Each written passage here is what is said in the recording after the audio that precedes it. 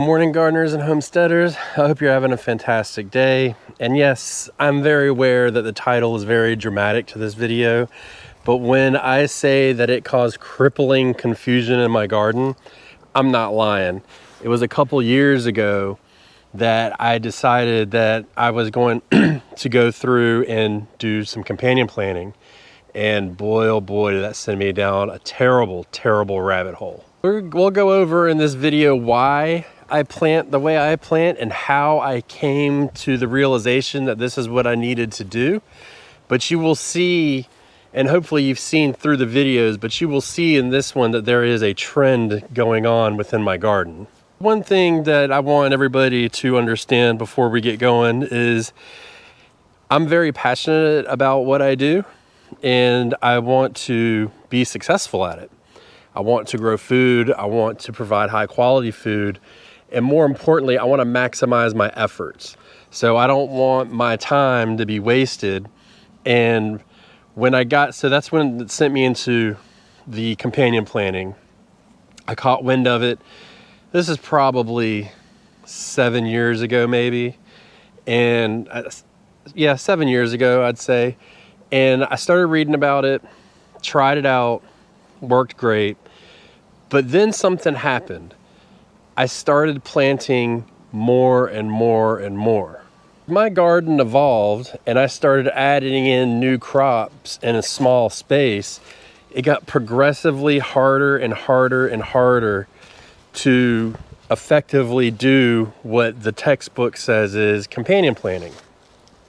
Now, if you're not aware of what companion planting is, in a nutshell, basically it's planting two different kinds of crops together to maximize either pest control, nutrient uses.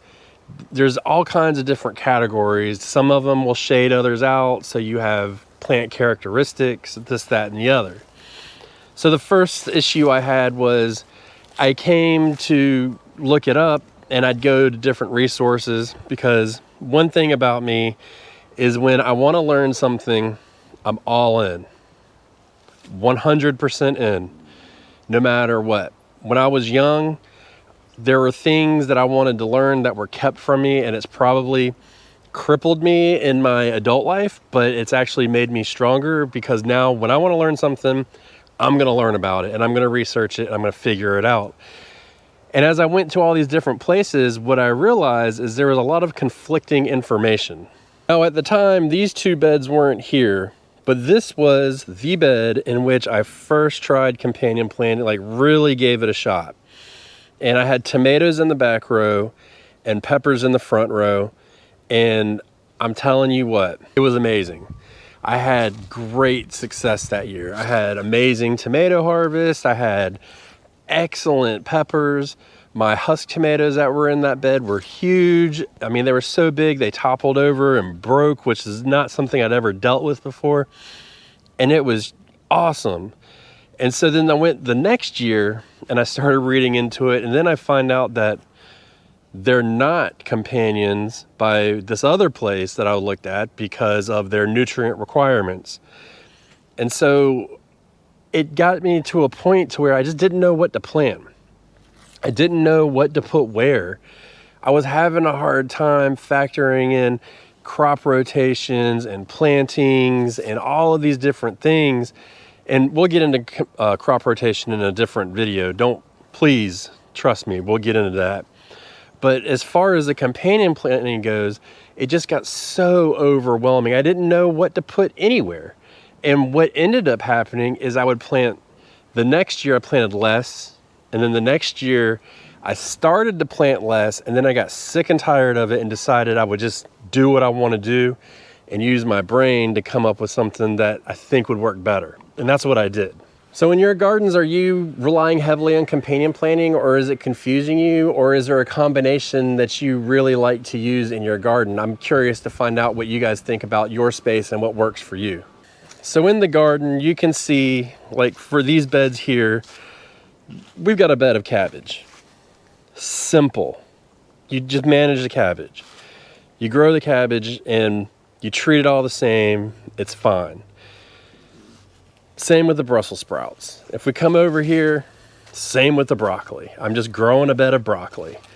And this is monocropping, and this is actually my second year of doing this, and I like it. This is why I expanded my garden to the size it is so I had the ability to companion plant or to monocrop. Wow, look at there, getting confused already. So I was able to do that.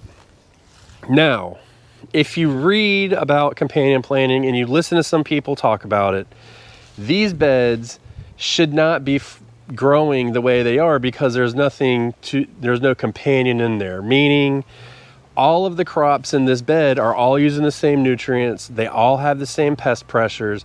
There's nothing benefiting it. There's no trap crop in there. There's nothing like that. I don't have nasturtiums planted on the side to trap the pests or anything like that. Same here. So if you think about it, then why is it so impressed upon us to companion plant? And I don't know the answer to that. But just doing it this way has really helped to factor in the managing all of it, feeding it and everything, treating it for any kind of pest, which I use organic treatments only. And then also getting into what really got me going in this before I started monocropping was family planting. By the way, this is monocrop too. This is all potatoes. So there you go. Now we come over here to this bed. This is onions from here over, and from here back are garlic. This is all the same family. So they have the same requirements, the same needs. You know, when we go to rotate them, it's easier. We can just take this plant next year and move it over here. And then you come to this bed, it's the same thing. We've got our kale, we've got our cabbage, and then we've got our spinach. Some of these may be companions. I don't know because I stopped looking at it, to be honest.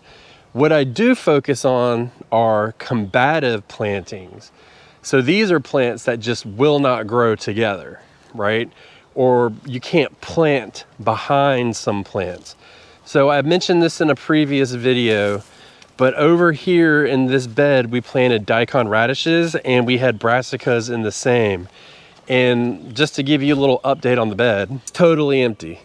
It just didn't work. So we scratched it, we pulled everything up, and we went back and started from basically zero and just said, you know what, the hell with it, we're gonna move on. Something I do pay attention to, and I had gotten a little bit slack on it and didn't realize that this would be an issue, but now that I know, moving forward, I can do the same thing. So yeah, I'll take the L for it. It is what it is. It's not a big deal.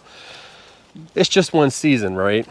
But moving forward, we like to do this family planting or monocropping to kind of make it simple.